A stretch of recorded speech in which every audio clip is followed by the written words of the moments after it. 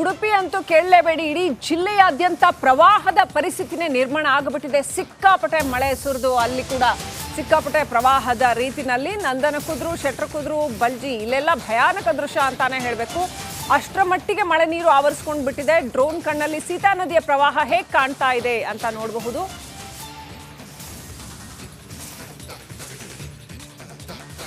So ಯಾವ ರೀತಿನಲ್ಲಿ ಎಷ್ಟು ದೊಡ್ಡ ಪ್ರಮಾಣದಲ್ಲಿ ನೀರು ತುಂಬಿಕೊಂಡಿದೆ ಅನ್ನುವಂತಹ ಡ್ರೋನ್ ದೃಶ್ಯಗಳನ್ನ ನೋಡ್ತಾ ಇದ್ದೀರಿ. ಸಂಪೂರ್ಣ ಇಡೀ ಪ್ರದೇಶ, ಇಲ್ಲಿ ಇದು ಗದ್ದೆಗಳಿರುವಂಥದ್ದು, ತೋಟಗಳಿರುವಂಥ ಪ್ರದೇಶ, ಇಡೀ ಪ್ರದೇಶ ಸಂಪೂರ್ಣವಾಗಿ ನೀರು ತುಂಬಿರ್ತಕ್ಕಂಥದ್ದು. ಮರಗಳು ಮುಳುಗುವಷ್ಟರ ಮಟ್ಟಿಗೆ ಅಲ್ಲಿ ನೀರು ಬಂದ್ಬಿಟ್ಟಿದೆ. ಮರಗಳು ನೀರಿನಲ್ಲಿ ಯಾವ ರೀತಿಯಲ್ಲಿ ಮುಳುಗಿದ್ದಾವೆ ಅನ್ನೋದನ್ನ ನೋಡ್ತಾ ಇದ್ದೀರಿ. ಅಷ್ಟರ ಮಟ್ಟಿಗೆ ನೀರು, ಅಲ್ಲಿ ಕೆಳಗಡೆ ಮನೆಗಳಿದ್ವು, ಅಲ್ಲಿ ಕೆಳಗಡೆ ಸಂಪೂರ್ಣ ಬೇರೆ ಬೇರೆ ಹೊಲ ಗದ್ದೆ ಇಂಥವೆಲ್ಲ ಇದೆ. ನದಿಗೂ ಮತ್ತು ಖಾಲಿ ಜಾಗಕ್ಕೂ ವ್ಯತ್ಯಾಸನೇ ಇಲ್ಲ ಅನ್ನೋಷ್ಟರ ಮಟ್ಟಿಗೆ ಉಡುಪಿ ಜಿಲ್ಲೆನಲ್ಲಿ ಮಳೆ ಆವರಿಸ್ಕೊಂಡಿದೆ, ನೀರು ತುಂಬಿದೆ. ಸೀತಾ ನದಿಯ ಪ್ರವಾಹದ ದೃಶ್ಯ ಇದು. ನದಿಯ ಆಜುಬಾಜು ಎಷ್ಟು ದೊಡ್ಡ ಪ್ರಮಾಣದಲ್ಲಿ ನೀರು ತುಂಬಿಕೊಂಡಿದೆ ಅನ್ನೋದನ್ನ ನೋಡ್ತಾ ಇದ್ದೀರಾ. ಇದು ಖಂಡಿತವಾಗ್ಲೂ ಬರೀ ರಣಮಳೆ ಅಲ್ಲ, ಮರಣ ಮಳೆ ಅಂತಾನೆ ಹೇಳಬೇಕು. ಅಷ್ಟರ ಮಟ್ಟಿಗೆ ಪ್ರವಾಹ ಪರಿಸ್ಥಿತಿಯನ್ನು ಉಂಟು ಮಾಡಿದೆ. ಗದ್ದೆ ತೋಟ ಎಷ್ಟೊಂದು ನೂರಾರು ಹೆಕ್ಟೇರ್ ಬೆಳೆ ನಾಶ ಆಗಿರುತ್ತೆ, ಸಾಕಷ್ಟು ಆಸ್ತಿ ಪಾಸ್ತಿ ಹಾನಿ ಆಗಿದೆ. ಬಹಳ ಕ್ಲಿಯರ್ ಆಗಿ ಗೊತ್ತಾಗತ್ತೆ.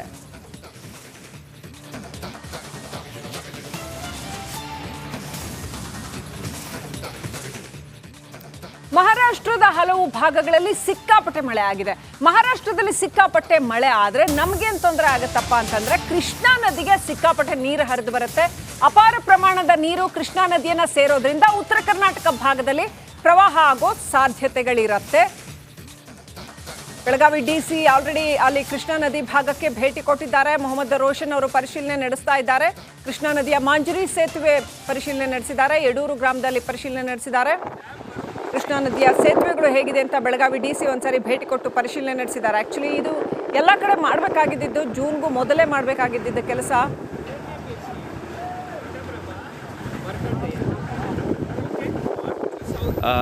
ಹಿಂದಿನ 3 ದಿನಗಳಿಂದ ಸ್ವಲ್ಪ ಮಳೆ ಹೆಚ್ಚಾಗೋ ಕಾರಣಗಳಿಂದ ಎಲ್ಲ ಕಡೆ ನೆರೆ ಹಾವಳಿ ಬರುವ ಸಂದರ್ಭಗಳು ಉದ್ಭವ ಆಗಬಹುದು ಅಂತ ಹೇಳಿ ನಾವು ಮುಂಚಿತವಾಗಿ ಎಲ್ಲ ಕ್ರಮಗಳನ್ನು ವಹಿಸ್ತಾ ಇದ್ವಿ.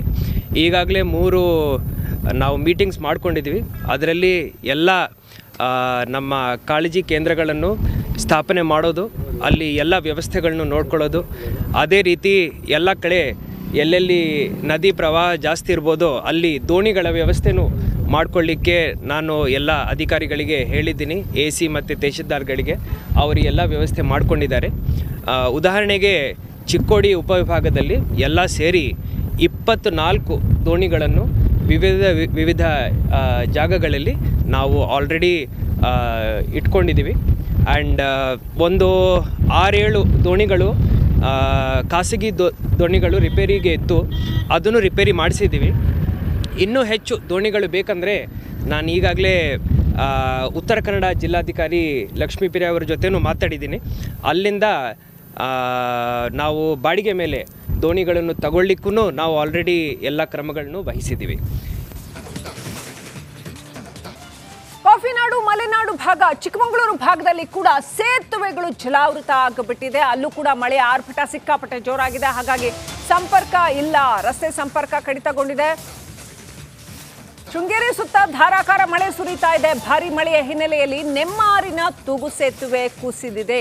5-6 ಗ್ರಾಮಗಳಿಗೆ ಸಂಪರ್ಕ ಕಲ್ಪಿಸುವಂತ ಒಂದು ಸೇತುವೆ ಇದು. ಹೊಳೆಹದ್ದು ಸೇತುವೆ, ಚಿಕ್ಕಮಗಳೂರು ಜಿಲ್ಲೆ ಶೃಂಗೇರಿ ತಾಲೂಕು ಸೇತುವೆ ಕುಸಿತ ಕಂಡಿದೆ. ಈ 5-6 ಗ್ರಾಮಗಳು ಈಗ ಕಟ್ ಆಫ್ ಆದಂಗೆ ಲೆಕ್ಕ. ಹೊರಗಡೆ ಬರೋಕ್ಕಾಗಲ್ಲ ಇಲ್ಲಿ ಜನರಿಗೆ.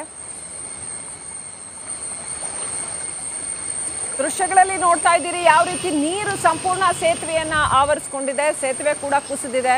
ಮಳೆಯ ಆರ್ಭಟಕ್ಕೆ ಜನಕ್ಕೆ ಹೋಗಿ ಬಂದು ಮಾಡೋದಕ್ಕೆ, ಈ ನದಿ ದಾಟ್ಕೊಂಡು ಹೋಗೋದಕ್ಕೆ ಅವಕಾಶನೇ ಇಲ್ಲ.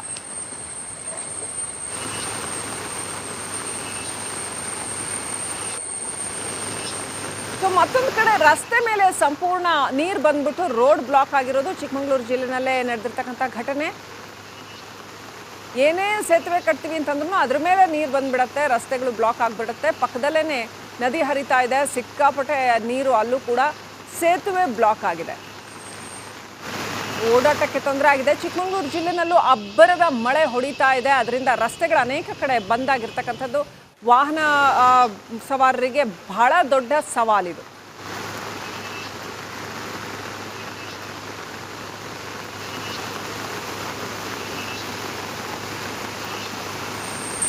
ಈಗ ಯಾರಿಗಾರು ಆರೋಗ್ಯ ಸಮಸ್ಯೆ ಬಂದರೆ ಇಲ್ಲಿಂದ ಹೊರಗಡೆ ಕರ್ಕೋಬೋದು ಭಾರಿ ಸಮಸ್ಯೆ ಆಗುತ್ತೆ. ಮಕ್ಕಳಾಗಲಿ ಹಿರಿಯರಾಗಲಿ ಹೆಂಗಸರು ಮಕ್ಕಳು ಯಾರಿಗಾದ್ರು ಸಮಸ್ಯೆ ಆದರೂ ಹೊರಗಡೆ ಹಾಸ್ಪಿಟ್ಲಿಗೆ ಕರ್ಕೋಬೋದು ಭಾರಿ ಕಷ್ಟ. ಈಗ ಯಾರಿಗಾರು ಆರೋಗ್ಯ ಸಮಸ್ಯೆ ಬಂದರೆ ಇಲ್ಲಿಂದ ಹೊರಗಡೆ ಕರ್ಕೋಬೋದು ಭಾರಿ ಸಮಸ್ಯೆ ಆಗುತ್ತೆ. ಮಕ್ಕಳಾಗಲಿ ಹಿರಿಯರಾಗಲಿ ಹೆಂಗಸರು ಮಕ್ಕಳು ಯಾರಿಗಾದ್ರು ಸಮಸ್ಯೆ ಆದರೂ ಹೊರಗಡೆ. ಕೆರೆಯಲ್ಲೂ ಕೂಡ ಮಳೆಗೆ ಗುಡ್ಡ ಕುಸಿತದ ಭೀತಿ ಉಂಟಾಗಿದೆ. ರಾಷ್ಟ್ರೀಯ ಹೆದ್ದಾರಿ 275ರಲ್ಲಿ ಗುಡ್ಡ ಕುಸಿತದ ಆತಂಕ ಉಂಟಾಗಿದೆ. ರಾಷ್ಟ್ರೀಯ ಹೆದ್ದಾರಿ ಮಡಿಕೇರಿ ಸಮೀಪ ಮದೆನಾಡು ಊರ ಹತ್ರ ಬಿರುಕು ಬಿಟ್ಟುಬಿಟ್ಟಿದೆ ಗುಡ್ಡದ ಮಣ್ಣು. ಹಾಗಾಗಿ ಹೆದ್ದಾರಿಗೆ ಎನಿ ಟೈಮ್ ಕಲ್ಲುಗಳು ಬಂದು ಬೀಳಬಹುದು. 2018ರಲ್ಲಿ ಕೂಡ ಇದೇ ಜಾಗದಲ್ಲಿ ಭೂಕುಸಿತ ಉಂಟಾಗಿತ್ತು. ಈಗ ಅದೇ ಸ್ಥಳದಲ್ಲಿ ಮತ್ತೆ ಮಣ್ಣು ಜರುಗ್ತಾ ಇದೆ. ಹಾಗಾಗಿ ಯಾವುದೇ ಕ್ಷಣದಲ್ಲಿ ಅಲ್ಲೂ ಕೂಡ ಭೂಕುಸಿತ ಆಗೋ ಸಾಧ್ಯತೆಗಳಿದೆ ಅಂತ ಹೇಳಲಾಗ್ತಾ ಇದೆ.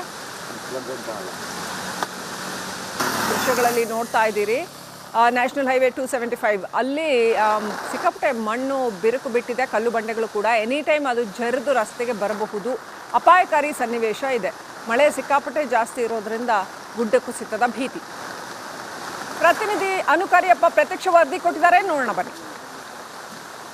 ಮಡಿಕೇರಿ ವ್ಯಾಪ್ತಿಯಲ್ಲಿ ಧಾರಾಕಾರ ಮಳೆ ಆಗ್ತಿದೆ. ಮತ್ತೊಂದು ಕಡೆ ಮಡಿಕೇರಿ ಮಂಗಳೂರು ರಾಷ್ಟ್ರೀಯ ಹೆದ್ದಾರಿಯಲ್ಲಿ ಗುಡ್ಡ ಕುಸಿತದ ಆತಂಕ ಇರುವಂಥದ್ದು. ನಾವೀಗ ಅದೇ ಜಾಗದಲ್ಲಿ ಇರುವಂಥದ್ದು. ಅಂದರೆ ಮಡಿಕೇರಿ ಸಮೀಪ ಮಲೆನಾಡು ಅಂತ ಹೇಳುವಂಥ ಜಾಗದಲ್ಲಿ ಈ ಬರೆ ಅಂದರೆ ಗುಡ್ಡದ ಮಣ್ಣು ಸಂಪೂರ್ಣವಾಗಿ ಕೆಳಗಡೆ ಬರ್ತಾ ಇದೆ. ನೋಡ್ಬೋದು ಯಾವ ರೀತಿ ಬಿರುಕು ಬಿಟ್ಟು ನಿಂತಿದೆ ಅಂತ ಹೇಳಿ. ಅಂದರೆ ಇಲ್ಲಿ 2018ರಲ್ಲಿ ದೊಡ್ಡ ಮಟ್ಟದ ಭೂಕುಸಿತವಾಗಿತ್ತು. ರಸ್ತೆ ಸಂಚಾರ ಬಂದಾಗಿತ್ತು, ರಸ್ತೆ ಕೊಚ್ಚಿ ಹೋಗಿತ್ತು. ಈಗ ಅದೇ ಜಾಗದಲ್ಲಿ ಸಂಪೂರ್ಣವಾಗಿ ಬಿರುಕು ಬಿಟ್ಟು ನಿಂತಿದೆ. ಇಲ್ಲಿ ಬಂಡೆ ಕಲ್ಲುಗಳಿದೆ. ಈಗಾಗಲೇ ಒಂದೊಂದು ಸಣ್ಣ ಸಣ್ಣ ಕಲ್ಲುಗಳು ಬಂದು ರೋಡಿಗೆ ಬೀಳ್ತಾ ಇದೆ. ಮತ್ತು ಅಲ್ಲಿ ಇದು ಚರಂಡಿ ನೋಡ್ಬೋದು, ಚರಂಡಿಯಲ್ಲಿ ಬಂದು ಮಣ್ಣು ಸಂಪೂರ್ಣವಾಗಿ ಮುಚ್ಚಿಕೊಂಡಿದೆ. ನೀರು ರಸ್ತೆ ಮೇಲೆ ಹೋಗ್ತಾ ಇದೆ. ಅಂದರೆ ಮೇಲ್ಗಡೆಯಿಂದ ಮಣ್ಣು ಬರ್ತಾ ಇದ್ದಾಗ ಒತ್ತಡಕ್ಕೆ ಈ ರೀತಿ ಆಗ್ತಾ ಇರುವಂಥದ್ದು.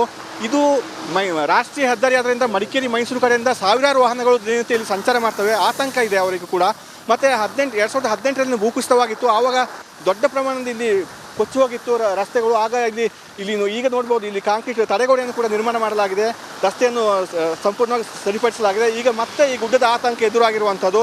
ಆದರೆ ಈ ಹೆದ್ದಾರಿ ಪ್ರಾಧಿಕಾರದವರು ಇಲ್ಲಿ ಯಾವುದೇ ಮುನ್ನೆಚ್ಚರಿಕೆ ಕ್ರಮಗಳನ್ನು ಕೈಗೊಂಡಿಲ್ಲ. ಅಂದರೆ ಸಾವಿರಾರು ವಾಹನಗಳು ಸಂಚಾರ ಮಾಡ್ತವೆ, ಯಾವುದೇ ಮುನ್ನೆಚ್ಚರಿಕೆ ಕ್ರಮ ಇಲ್ಲ. ಯಾವಾಗ ಏನಾಗುತ್ತೆ ಅಂತ ಹೇಳಲಿಕ್ಕಾಗಲ್ಲ. ಆದ್ದರಿಂದ ಆದಷ್ಟು ಬೇಗ ಇಲ್ಲಿ ನಾಮಫಲಕ ಅಳವಡಿಕೆ ಮಾಡೋದಾಗಲಿ ಅಥವಾ ಬೇರೆ ಯಾವುದೇ ಮುನ್ನೆಚ್ಚರಿಕೆ ಕ್ರಮಗಳನ್ನು ಅವರು ಇದು ಮಾಡಬೇಕಾಗುತ್ತೆ. ಮತ್ತು ಇಲ್ಲಿ ಮಿಸ್ತಿ ನೋಡ್ಬೋದು, ಸಂಪೂರ್ಣವಾಗಿ ಮಂಜು ಮುಸುಕಿದ ವಾತಾವರಣ ಕಂಡು ಬರ್ತಾ ಇದೆ. ವಾಹನಗಳಿಗೆ ತಕ್ಷಣ ವಾಹನ ಸವಾರರಿಗೆ ಗೊತ್ತಾಗಲ್ಲ ಏನಾಗ್ತಿದೆ ಅಂತೇಳಿ. ಆದ್ದರಿಂದ ಇಲ್ಲಿ ವಾಹನ ಸವಾರರಿಗೆ ತಕ್ಷಣ ಗೊತ್ತಾಗುವ ರೀತಿಯಲ್ಲಿ ನಾಮಫಲಕ ಅಳವಡಿಕೆ ಮಾಡಿ ಬ್ಯಾರಿಕೇಡ್ ಅಳವಡಿಕೆ ಮಾಡಬೇಕಾದ ಕೆಲಸವನ್ನು ಮಾಡಬೇಕಾಗಿದೆ. ಕ್ಯಾಮರಾ ಪರ್ಸನ್ ದಿವಾಕರ್ ಜೊತೆ ಅನುಕಾರ್ಯಪ್ಪ, ರಿಪಬ್ಲಿಕ್ ಕನ್ನಡ, ಕೊಡಗು. ಉತ್ತರ ಕನ್ನಡದಲ್ಲಿ ಘನಘೋರ ದುರಂತ ಸಂಭವಿಸಿದೆ. ನೋಡಿ, ತನ್ನ ಮಾಲೀಕರನ್ನ ಶ್ವಾನ ಹುಡುಕ್ತಾ ಇದೆ. 5 ಜನ ಇರುವಂತಹ ಮನೆ, ಆ ಮನೆಯಲ್ಲಿ ಶಿರೂರಿನ ಹೃದಯ ವಿದ್ರಾವಕ ಘಟನೆ ಇದು. ಲಕ್ಷ್ಮಣ ನಾಯ್ಕ ಅವರ ಕುಟುಂಬದವರು 5 ಜನ ಇರುವಂತಹ ಮನೆ, ಆ ಮನೆಯಲ್ಲಿ ನಾಯಿ ಸಾಕಿದ್ರು. ಆ ಕುಟುಂಬ